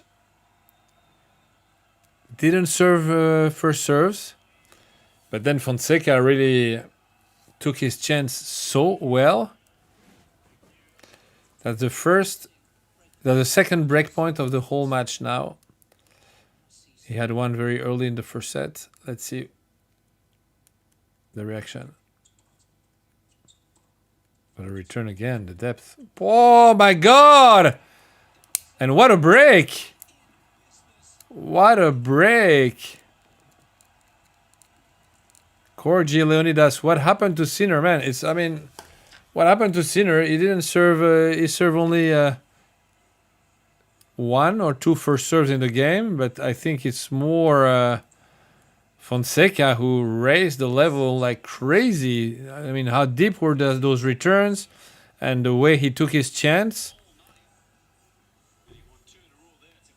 And the most impressive was that half volley.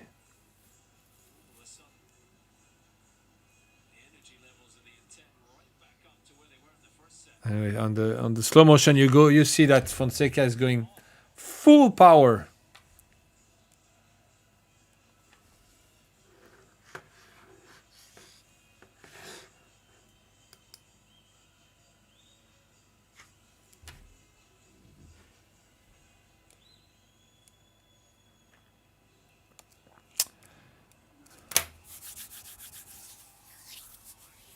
That's really exciting.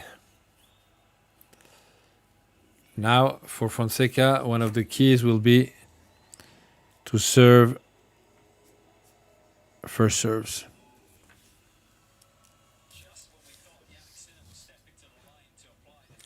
One stat that is interesting in that second set is that Sinner won only 2 points out of 8 on second serves in that set. 25%. That's crazy. He was at 56 in the first. But his percentage of first serve went up to 70% from 58 to 70. So let's see if Fonseca is able to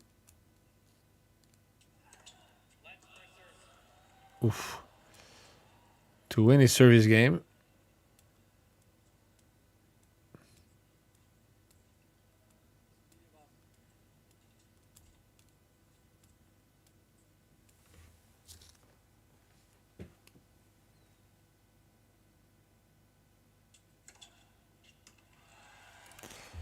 Service back.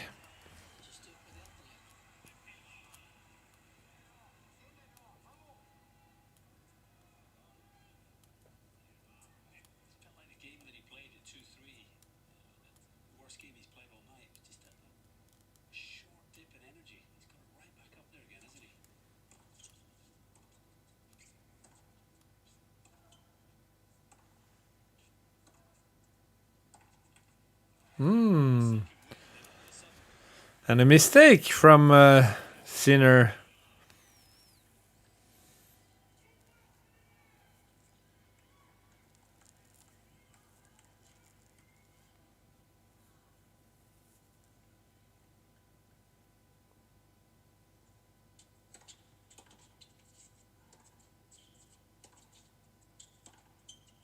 Oh. Wow.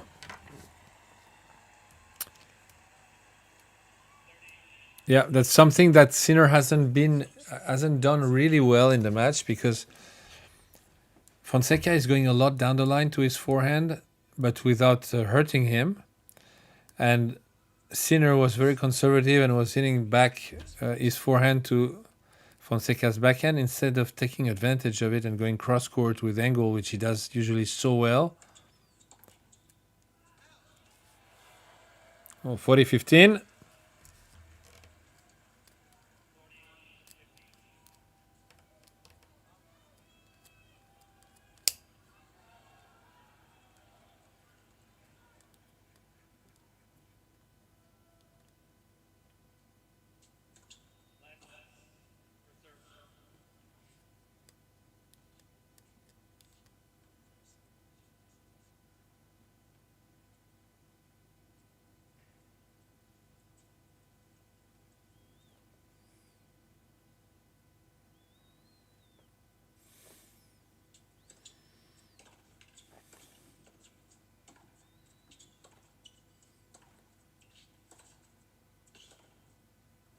Oh. And another mistake from Sinner. Back to 5-all. Impressive from Fonseca. And to break Sinner to love in the previous game when Sinner serving for the match. Wow.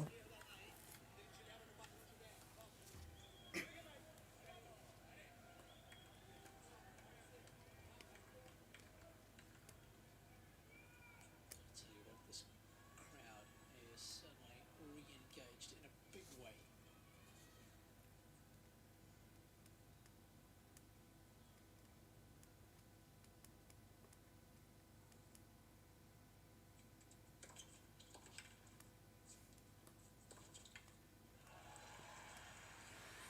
When the first serve is in, it's a different story. Fell over. It wasn't just the fact that Sinner was suddenly a set 5-2, but it felt like Fonseca just started to run out of gas. Yeah, agreed. He's found a second win here.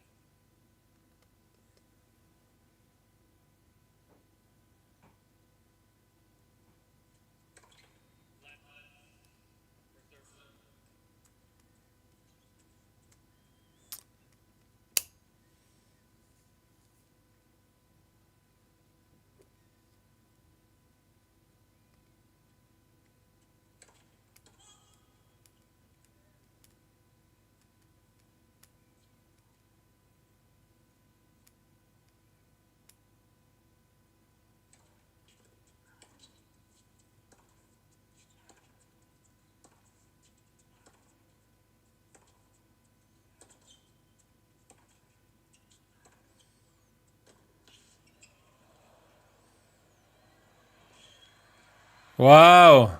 Whew. Amazing rally again.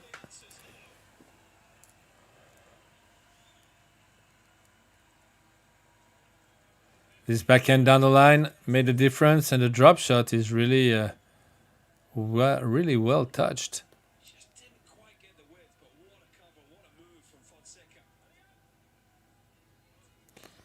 The volley was great because usually in that position, Sinner really wins the point. When he's close to the net, he has this acceleration.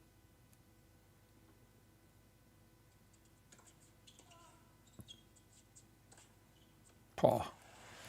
When the first serve is in to win the point, it's really tough because you are so far from the ball on the second shot.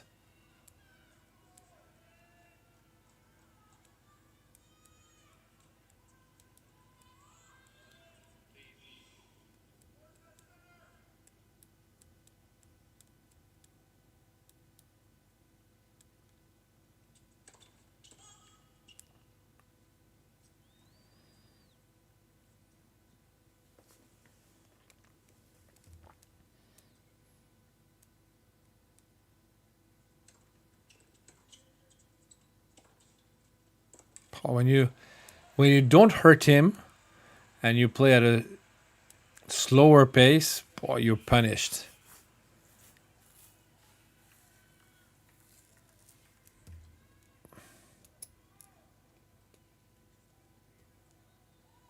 Couple of big time forehands on the wall number 2.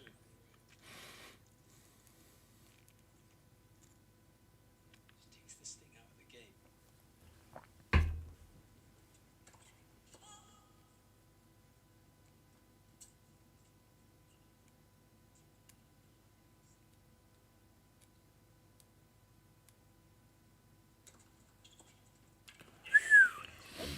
Wow, well done, because previously on second serves in that set, Sinner was really weak. But in that game, he really pushed on second. The way Fonseca did push too. In the end of the first set on second serves, he was impressive. Shailen R15, why you on YouTube? Why you say that backhand is not working for Sinner today? You mean he's not hurting? You mean he's missing too much? What do you mean by that? Match continues to live up to expectations.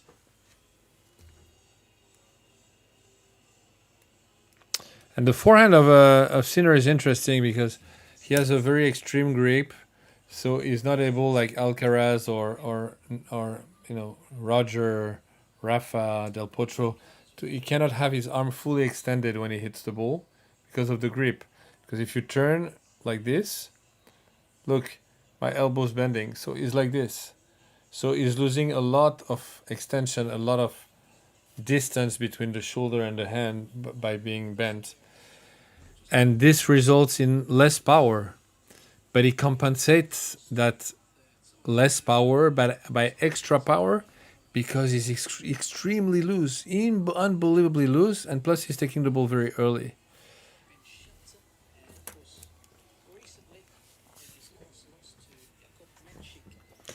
But if I had to teach a forehand from scratch, I would rather teach Alcaraz forehand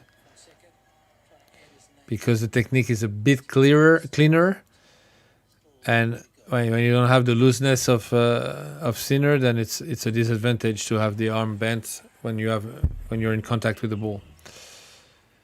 Another ace to start this game. Fonseca 6-5, Sinner still leading in that set.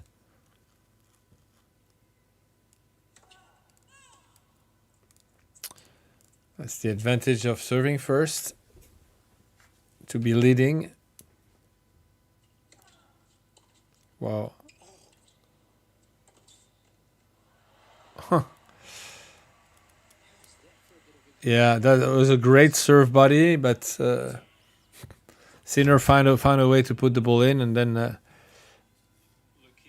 yeah, with lucky hit the net. And I don't know why Fonseca rushed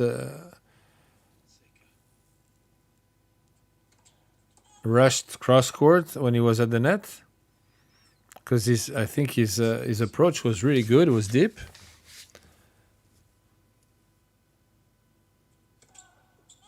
Ooh la la. He's forcing a little bit the second serve. Wow, danger again. You see some of the Brazilian fans with the flag on the head.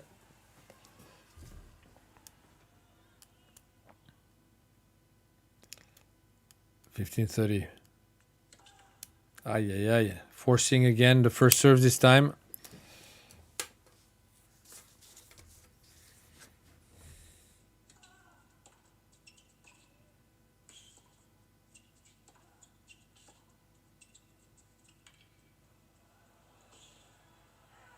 Yes, well done. Again, incredible depth with his backhand. That's what made the difference. The drop shot was well done, but he was too predictable because he started his preparation for drop shot, I believe, too early. but as it was very well executed and as Sinner was coming from a bit far back, it still ended up winning the point. 30-all. Pressure point. No first serve. Again, 3 times in a row.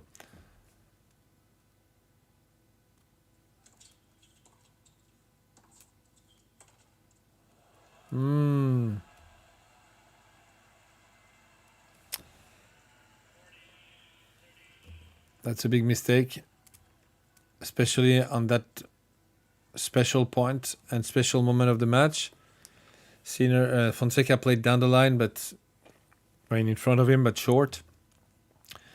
Sinner could have gone short cross. Oh, great serve from Fonseca. His 5th ace of the match. No, not at all. Sorry, his 8th ace of the match. 14 for Sinner, and it's going to be another tiebreak. Who said it's going to be a second tiebreak? And then after said, "Oh, I was wrong." You're not wrong. You're right. Second tiebreak. I think it's very rare for Sinner to be up a set and 5-3 against, except against Alcaraz, and ending up in a tiebreak. Usually, he's really a closer. He's closing the matches. He's closing the games. He's closing the breaks. Ooh, that was not far out. Fonseca was looking to returning deep again. It was just a little too deep. That's the best way to start a point when you're returning. Find depth.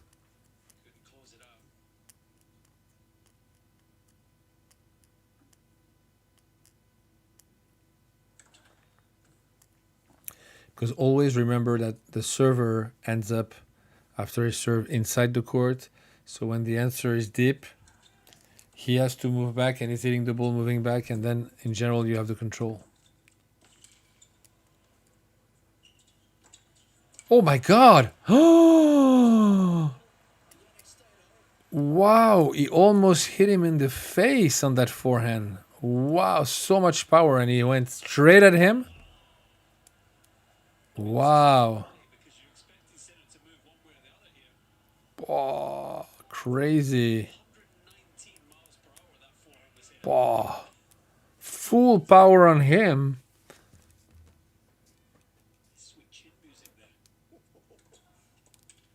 Another great serve.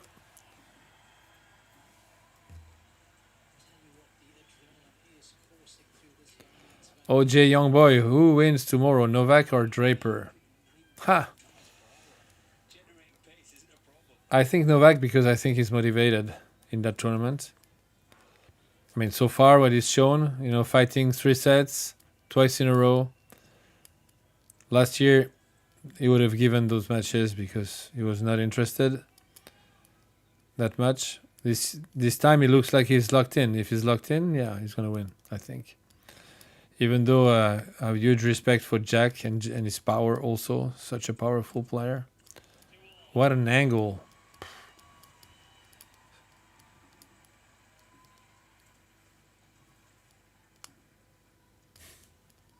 Corgi Leonidas, you don't like Novak? Why do you think that Sinner is classy and Novak would never be?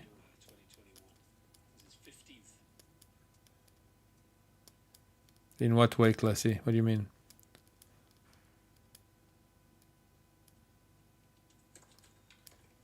I hope that Holger, to answer you, OJ young boy, I hope he'll be back for Roland Garros. That would be amazing.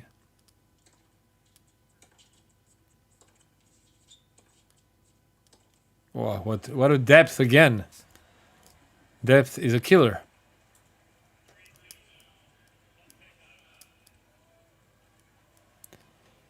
Corgi, what do you mean it does the thing in Australian Open?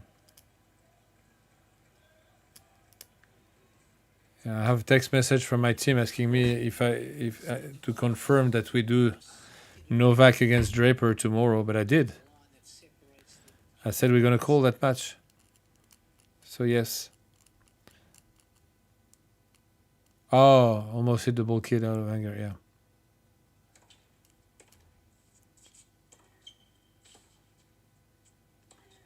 Oh my god, that's a big miss. Even more a big miss because the first forehand he had, it should have been a winner. With the power he has in that position on a slow ball, he's inside the court, and he took he played it way too far from both lines.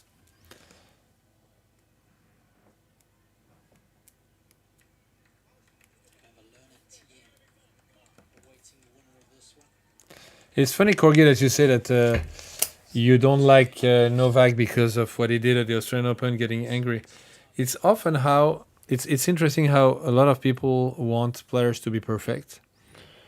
It's human, so yeah. And it's funny because that's the exact reason why I like those guys, because they're not perfect.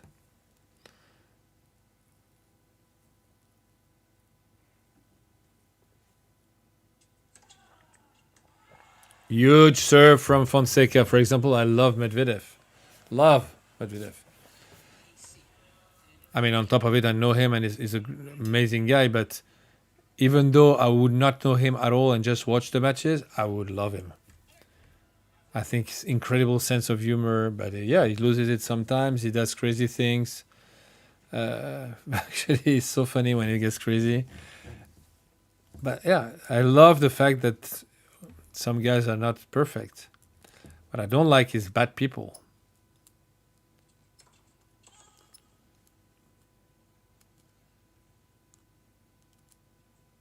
Second serve.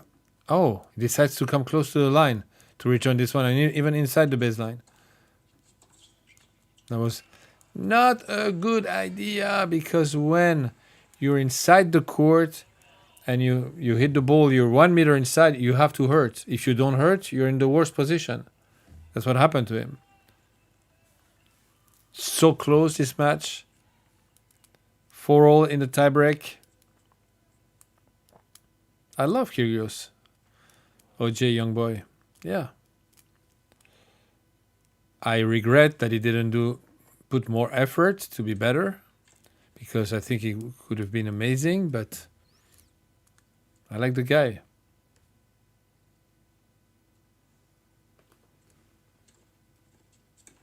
Boom.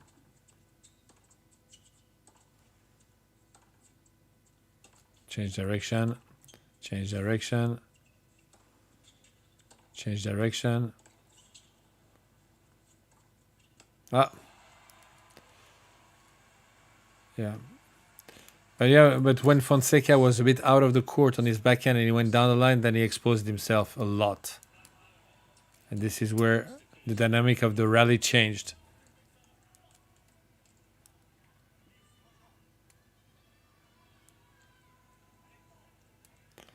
And in tomorrow's game, when you move to the side and when you slice, your chances to come back in the point and win it are very low.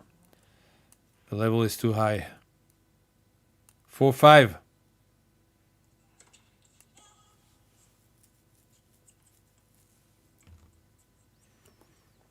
Kyrgios, I wouldn't say he's done, but I think it's urgent that he comes back to competition on a regular basis. Otherwise he's done, yes.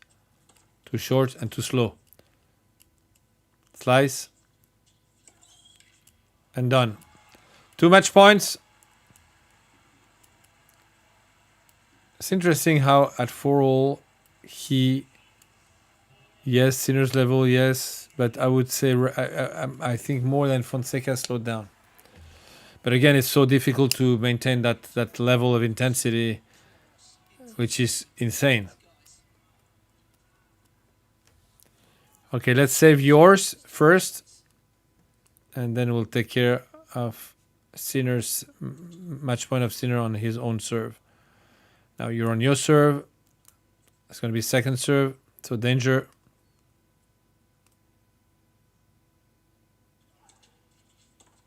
Done. On an incredible forehand return winner, you see when he slows down, he's done. He can't slow down.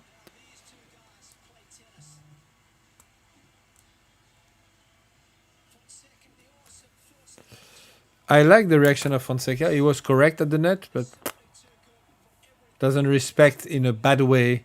He respects Sinner, of course, but he's so disappointed. He is so disappointed that he lost this match, and I love that attitude, and I think this is a very good sign. Guys, I'm going to try to catch a few hours of sleep, not much, because I wake up in 2 hours, but yeah. And I have to come back home, but it was a pleasure. The match was amazing. I haven't seen so many good matches since the start of that tournament. This was a great match in terms of level, and also we had a bit of stress and a fun scenario in the end of the second set.